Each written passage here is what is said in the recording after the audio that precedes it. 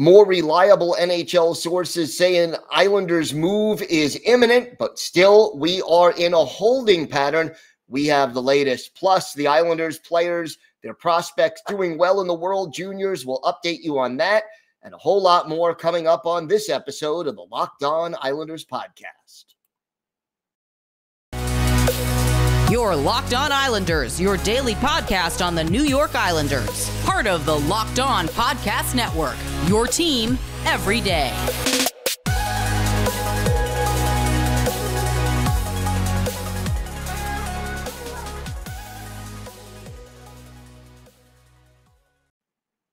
All right, everybody. Welcome to the Friday or weekend edition of the Locked On Islanders podcast. Gil Martin, so glad you could join us today and be part of the Locked On Islanders family. And thank you for making Locked On Islanders your first listen every day.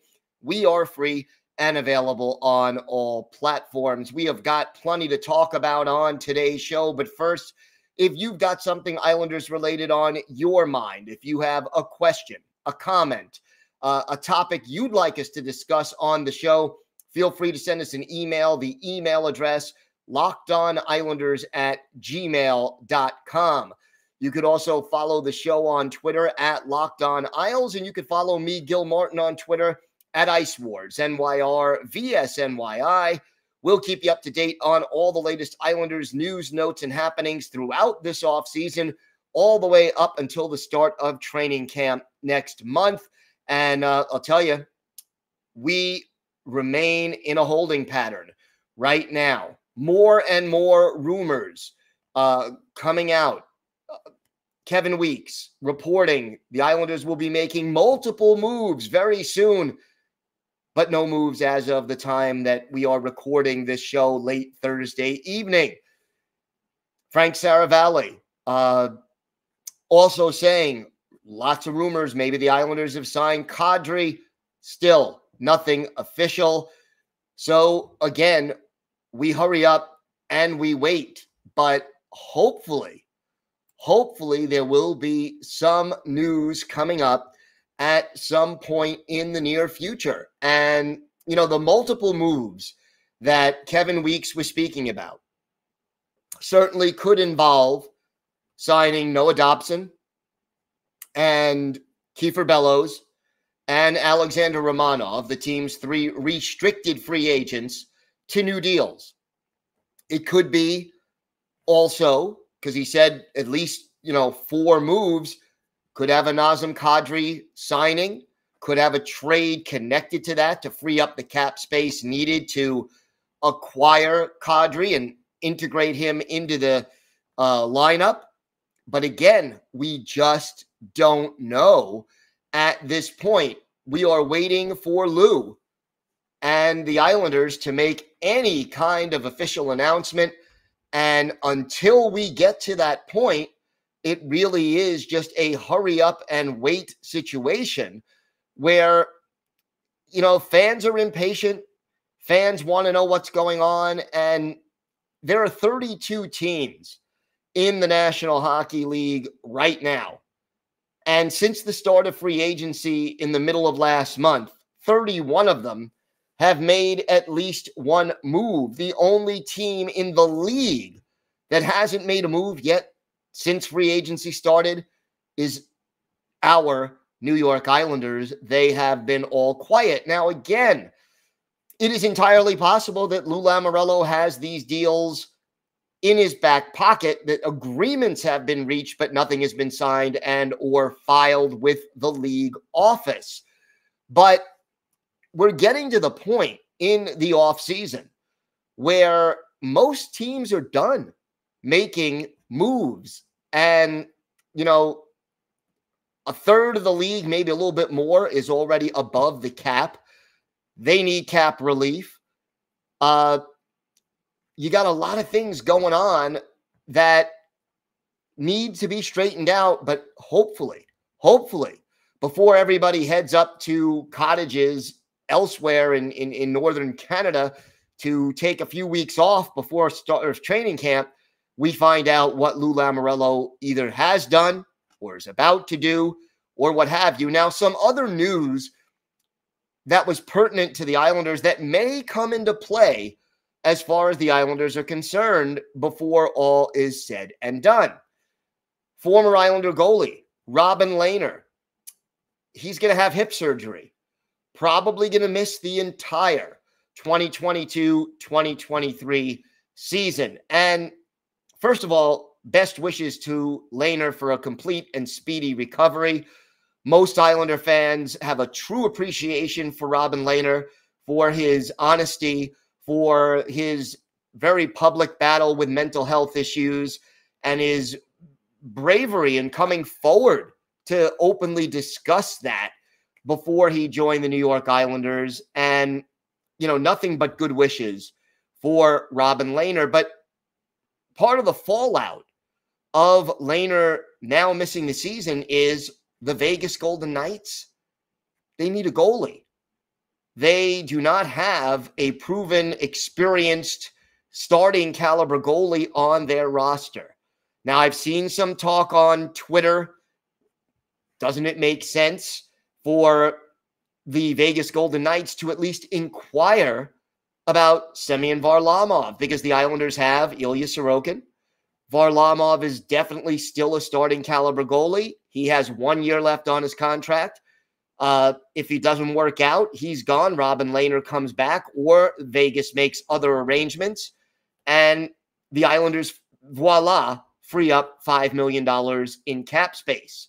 It does leave the Islanders needing a backup goalie. That could be part of a trade if there is a trade for Varlamov. But again, this was just speculation on Twitter. I can't say it was from a source that I consider to be one of the insiders in the game. So I take it with a grain of salt, but I am putting it out there that it does make sense for the Vegas Golden Knights to explore acquiring a goalie. And Semyon Varlamov would be a very good fit for a team like Vegas that is in win-now mode, wants to bounce back after missing the playoffs for the first time in franchise history, and yet has not been able to do that this past year, missing the playoffs and then not having their number one goalie. So a lot going on there, but it's still a lot of speculation and not a lot of substance. Hopefully, over this weekend or very shortly thereafter, we will get a better idea as to who or what moves GM Lou Lamoriello has and who will be coming to the island in order to give Lane Lambert that extra scoring punch and to help this team bounce back from a disappointing season and get back to the playoffs. So lots still to discuss, but we are in hurry up and wait mode. We have got more to get to on today's show. The World Juniors are underway and two Islanders prospects are tearing it up. We'll talk about that. We have a listener email and our Islanders birthday of the day. All that and more still to come on this episode of the Locked On Islanders podcast. Today's episode is brought to you by your friends at BetOnline. BetOnline.net is the fastest and easiest way to check in on all your betting needs. Find all your favorite sports and events at the number one online source for odds, lines, and games. Find reviews of and news of every league, including Major League Baseball, NFL, NBA, of course, the NHL, combat sports, esports, tennis, even golf. BetOnline continues to be the top online resource for all your sports wagering information. They've got it all from live in-game betting, scores, podcasts. They've got you covered at betonline.net. So head to BetOnline today or use your mobile device to learn more about the trends and action. BetOnline, where the game starts. So we have a couple of Islanders prospects. We have 4 Islanders prospects actually playing in the juniors, World Juniors right now. But 2 of them in particular have been very active and doing very well thus far in the tournament. William Dufour, who has had a great close to the season. He has a goal and an assist for Canada in their 5-2 win over Latvia on Wednesday.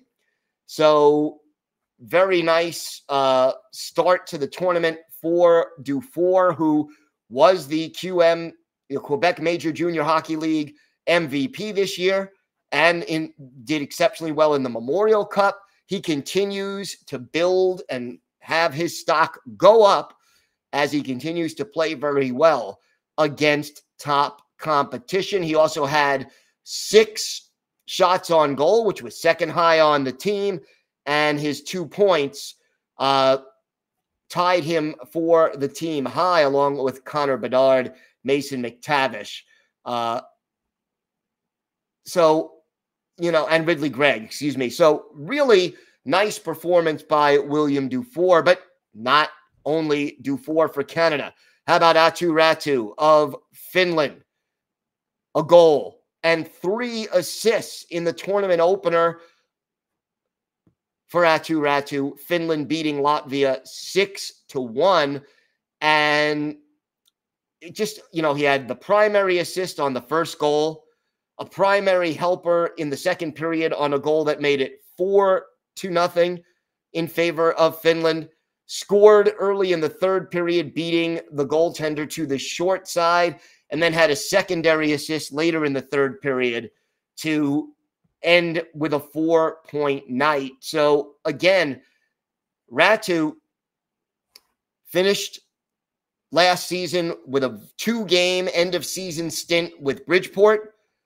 Did well in the playoffs for Bridgeport, including an overtime game winner, and continues to shine. Now, okay, I'll give you this. Latvia is not one of the better teams in this tournament on paper, but having both Raty and Dufour playing well and picking up lots of points, certainly a very good sign for the New York Islanders, and got to be happy about it. We will keep you posted throughout the rest of the junior tournament how all 4 Islanders prospects are doing. But so far, good news concerning Dufour and Raty. We got a listener email to discuss, and this one is pretty interesting, I must say. Pedro from Portugal. Gil, I've been a fan of the NHL for the past 6 years and just started with the podcast routine. I do have a soft spot for the Islanders. Regarding this offseason, I was expecting Lou to be much more aggressive, and by this time I was hoping to see Tarasenko or another big name wearing an Islanders jersey. I agree with you that Kadri is a good player, but not what the Islanders really need right now. Question, do you feel Lou could have made a push for Kevin Fiala?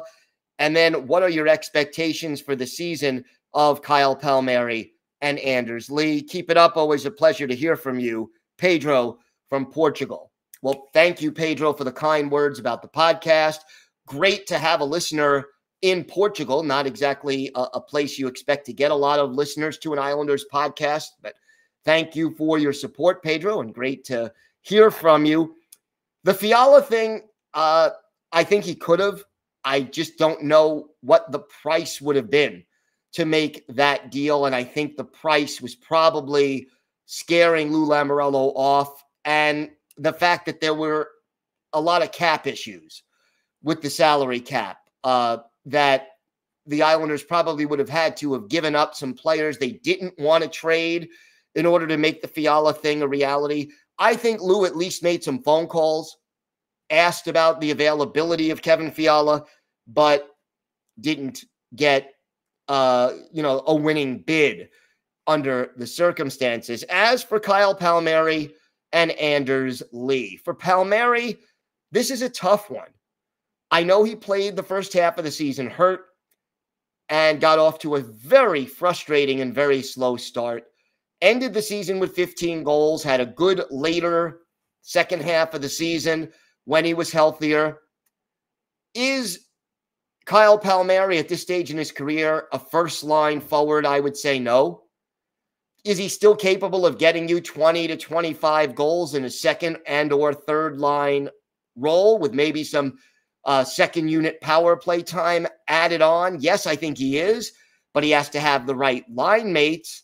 And, you know, if the Islanders do add that goal scorer, if it's a winger, I think Palmieri jumps down to either the second or the third line, and maybe, you know, Wahlstrom, Palmieri, and Parise, or Wahlstrom, Palmieri, and Pajot could be an interesting third line. Meanwhile, as far as Anders Lee goes, I think Lee could get back to the 30-goal mark.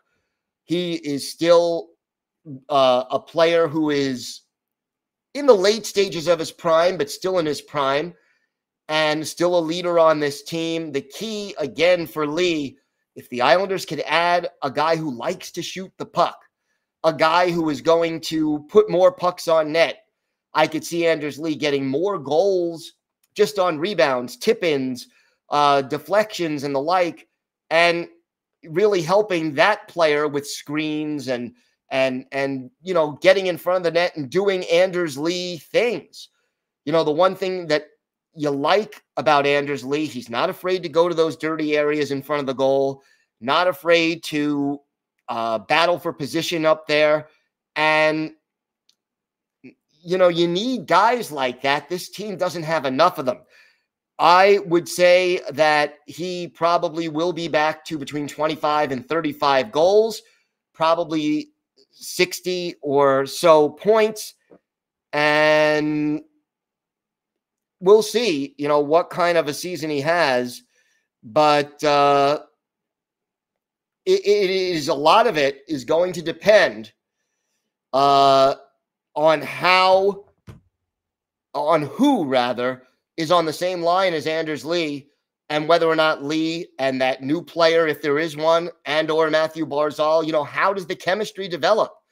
But overall, I think Lee is still in a good place and will have a good season coming up this year if he stays healthy. So Pedro from Portugal, thank you so much for the email and the kind words, and thanks for listening to the Locked On Islanders podcast. We have got more to discuss on today's episode. We have our Islanders birthday of the day, a forward who played with the Islanders in the late 80s through the mid 90s. Let's see if you can guess who that is. That and more still to come on today's Locked On Islanders podcast. Time now for our Islanders birthday of the day.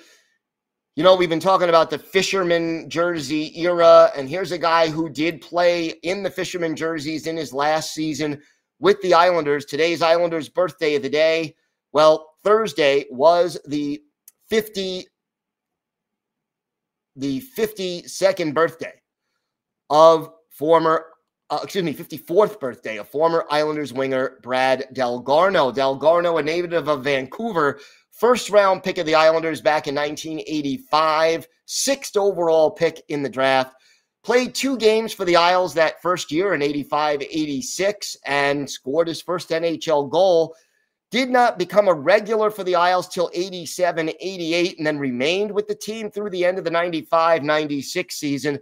Played his entire NHL career with the Islanders, and Delgarno, never a prolific goal scorer, never had more than 15 goals in a season, never had more than 32 points, but, you know, he was a decent two-way performer, kind of consistent, and the kind of guy who you could plug him into the lineup, and, you know, he would give you something every night, even if it wasn't a lot of goal scoring. We're going to go back and look at one of Brad Delgarno's better games with the Isles, March 27th, 1993, as the Islanders were making their run for the playoffs that year, and they did go on that very special long playoff run in 1993. And by the way, Delgarno had 2 goals and 4 points in 18 playoff games with the Isles. For his career, 321 games, 49 goals, 120 points, 332 penalty minutes. Add 2 goals, 6 points in 27 playoff games, and you've got Brad Delgarno's career numbers. So let's take a look at one of Delgarno's better games with the Isles. March 27th, 1993, at the Nassau Coliseum. The San Jose Sharks come to town. Arturs Irbe, the goalie for San Jose. Glenn Healy, the netminder for your New York Islanders. And the Islanders get on the board first. Irbe called for delay of game and Islanders power play results. And Pierre Turgeon gets his 47th goal of the year. Steve Thomas and Derek King, the helpers. A power play goal at 3:50, Isles up 1-0. Marty McGuinness doubles the Islanders' lead at 6:58. His 10th from our Islanders' birthday of the day, Brad Delgarno and Scott LaChance. 2-0 Isles. That was the score after one period. In the second, the Isles strike early. Steve Thomas, his 32nd from Pierre Turgeon and Marty McGuinness at 1:01. Then Pat Flatley makes it 4-0 Islanders, his 12th from Darius Kasparaitis and Tom Fitzgerald at 6:34. Less than 2 minutes after that, Turgeon strikes again, his 48th from Steve Thomas and Vladimir Malakov. Suddenly, it's 5-0 Islanders. Then the Sharks get on the board. Travis Green of the Islanders off for high sticking. Kelly Kissio, their captain, his 21st from Doug Zmolik and Peter Ahola at 10:43. And it's suddenly 5-1. Rob Goudreau makes it 5-2. His 22nd, Johan Garpenlov and Kelly Kissio with the assists at 12:09.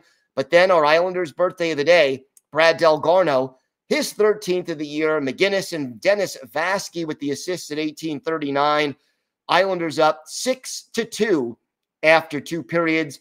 Jeff Odgers makes it 6-3 for the Sharks at the 2:32 mark of the third. David Williams and Mark Peterson with the assists. And then our Islanders' birthday of the day, Brad Delgarno, his 14th from Brian Mullen and Travis Green at 16:27. That closes out the scoring. Islanders beating the Sharks 7-3. The Islanders managing 48 shots on goal to just 21 for San Jose. For Brad Delgarno, our Islanders' birthday of the day, 2 goals, 1 assist. He is a +3, and he scored on both of his shots on goal. In this game, Pierre Turgeon, no surprise, led the Islanders with 8 shots on goal in this contest. So again, a happy birthday to Brad Delgarno. He is our Islanders' birthday of the day. He is 55, just to clarify, 55 years old.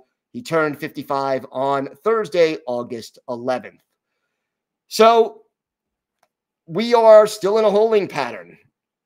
And hopefully we will have some news over the weekend. If we do, I will certainly go release a quick tweet and a video concerning that. And of course, we'll have full coverage when breaking news happens right here on the Locked On NHL podcast. So check Twitter, check YouTube, and check your podcatcher, because we will have immediate coverage for you when big breaking news happens. Thanks again for making Locked On Islanders your first listen every day. Now make your second listen Locked On NHL. Locked On experts give you a daily 30-minute podcast on all things NHL all year long. Stay up to date on everything in the hockey world. Locked On NHL, your daily 30-minute NHL podcast. Have a great day, everybody. Stay safe. We'll be back Monday or sooner if circumstances call for it. Have a great weekend, and thanks again for listening to the Locked On Islanders podcast. And oh yes, of course, let's go Islanders.